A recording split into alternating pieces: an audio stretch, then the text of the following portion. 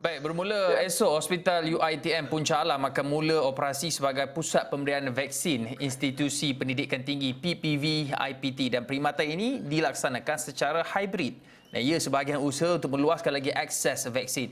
Dan di talian melalui Skype ketika ini bagi mengulas persediaan PPV IPT adalah pengarah Hospital UiTM Profesor Dr. Sazli Kasim. Prof, boleh jelaskan bagaimana yang dikatakan sebagai perkhidmatan yang dijalankan secara hybrid itu, Prof?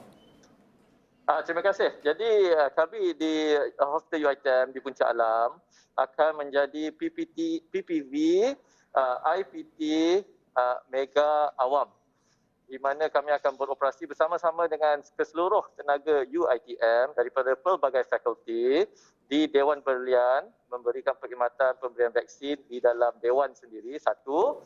Dan tidak lama lagi kami juga akan memulakan operasi vaccination secara pandu lalu di kawasan hospital yang tidak jauh daripada Dewan Berlian ini sendiri. Jadi dengan itu kita boleh memberi perkhidmatan kepada orang-orang yang mampu berjalan, yang OKU atau orang tua yang memerlukan perkhidmatan pandu lalu. Harap-harapnya dengan cara ini dapat memudahkan kehadiran masyarakat untuk menerima vaksin. Di PPV UiTM di Puncak Alam ni, target yang kami letak adalah sehingga 5,000 penerima vaksin sehari. Dan cara perjalanan dan penerimaan dan juga pendaftaran dia adalah melalui aplikasi MySejahtera.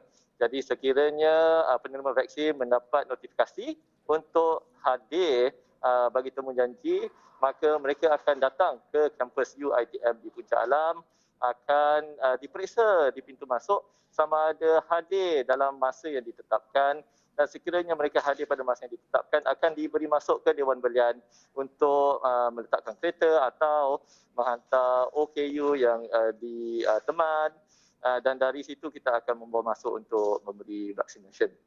Prof, bagaimana pula dengan soal logistik? Kerana kita bermaklum apabila sebuah PPV itu diwujudkan, sebuah PPV mega itu diwujudkan, akan dikuatiri berlaku kesesakan orang ramai yang mungkin tiba lebih awal untuk mendapatkan suntikan vaksin kerana mereka mungkin tidak mengetahui lokasi itu kali pertama mungkin mereka ke lokasi tersebut. Bagaimana persediaan pihak UiTM untuk memastikan bahawa pergerakan mereka yang akan menerima suntikan vaksin ini dapat berjalan lancar dan tidak orang kata meminimumkan risiko timbulnya kekeliruan untuk mendapatkan suntikan vaksin itu?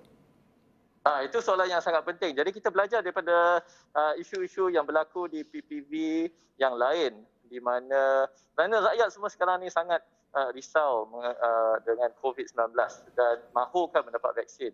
Jadi itu yang saya pinta kepada masyarakat yang ada temu janji untuk hadir dalam sejam daripada tarikh temu janji, di mana pasukan keselamatan di pintu masuk UiTM akan menyaring sekiranya mereka datang terlalu awal, dan mereka akan diminta untuk datang pada tarikh atau masa yang ditetapkan. InsyaAllah kita tidak akan ada kesesakan kerana jalan masuk, ruang menunggu, ruang parkir dan dewan ini sendiri cukup luas dan cukup besar untuk menampung kehadiran penerima-penerima vaksin semua.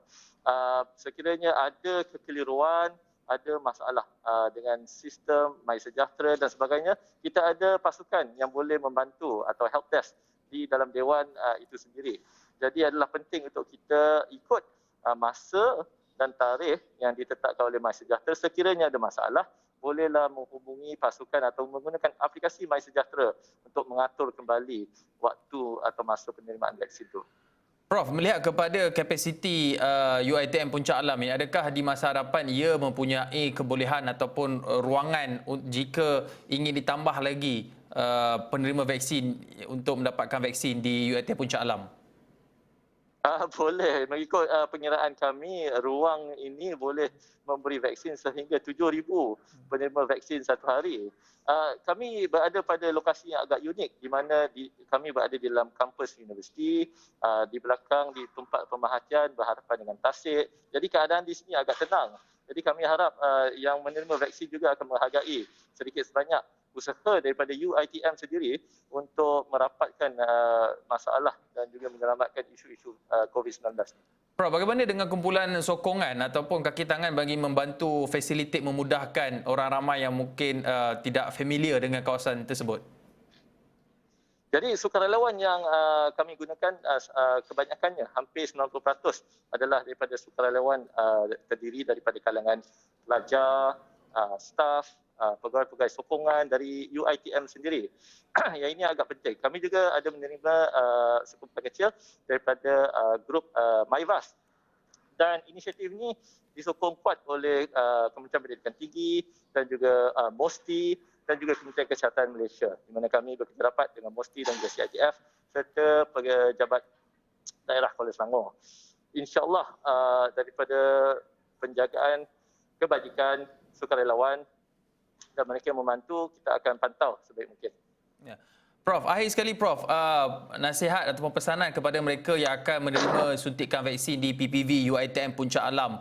Apa yang mereka perlu lakukan sebagai persediaan sebelum mereka ke UiTM Puncak Alam bagi mendapatkan suntikan vaksin?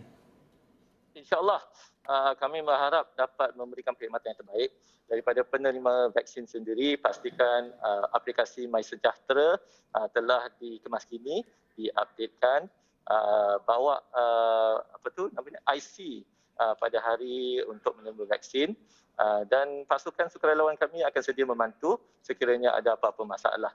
Sekiranya memerlukan pertolongan atau bantuan, boleh diberi tahu di peringkat awal lagi di pejabat polis bantuan, ataupun apabila tiba di tempat-tempat drop off dan juga di parking, boleh menghubungi pasukan sukarelawan kami yang akan sedia membantu mereka yang memerlukan. Terima kasih Profesor Dr. Sazli Kasim, Pengarah Hospital UiTM, berkongsi butiran mengenai persediaan pihak UiTM Puncak Alam untuk menjadi pusat pemberian vaksin PPV IPT bermula esok. Terima kasih sekali lagi Prof kita ucapkan.